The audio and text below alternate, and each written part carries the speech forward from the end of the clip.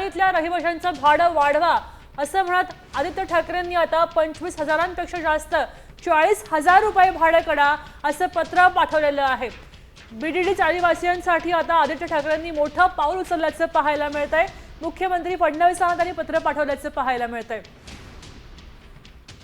अति मोठी आहे कारण आदित्य ठाकरे आता बीडीडी वासियांच्या पाठीमागे उभे राहिलेले आहेत आणि मुख्यमंत्र्यांना त्यांनी पत्र पाठवलेलं आहे की त्यांना जे भाडं मिळतं ते अगदीच मोजकं आहे, तेव्हा ते आता 40,000पर्यंत वाढवा असं आदित्य ठाकरेंचं म्हणणं आहे आणि त्याबाबत त्यांनी पत्रही पाठवल्याचं कळतंय। आता वरळीमधल्या बीडीडी चाळ प्रकरणामध्ये आदित्य ठाकरे लक्ष घातल्याचं पाहायला मिळतंय। आता या ठिकाणी इथल्या रहिवाशांना जे भाडं मिळतं ते अगदीच कमी आहे, तेव्हा आता ते वाढवा असं पत्र त्यांनी मुख्यमंत्र्यांना पाठवल्याचं पाहायला मिळतंय। आपल्यासोबत गिरीश कांबळे फोन लाईनवरून जोडले गेलेले आहेत। तर गिरीशजी, आपण इथे पाहू शकतोय की या ठिकाणी आदित्य ठाकरेंनी मुख्यमंत्र्यांना पत्र पाठवलंय की या भाडेकरूंचं भाडं वाढवा। नेमकं ह्यांना इतकं कमी भाडं केव्हापासून मिळतंय आणि आताची काय अपडेट आहे, काय सांगाल? आजच आदित्य ठाकरे यांनी मुख्यमंत्री देवेंद्र फडणवीस यांना बीडीडी चाळ पुनर्विकास प्रकल्पातील जे रहिवासी आहेत त्यांना अधिक भाडं यासाठीचं पत्र लिहिलेलं आहे।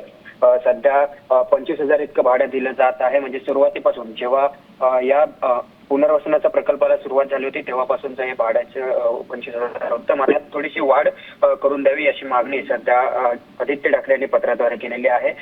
खरं तर या बीडीडी चाळ पुनर्वसन प्रकल्पावरून ठाकरे गट आणि भाजप यात शिंदे गटाने देखील उडी करून श्रेयवादाची लढाई एकीकडे सुरू होती। चावी वाटपाचा देखील प्रकार आपण पाहिलेला होता।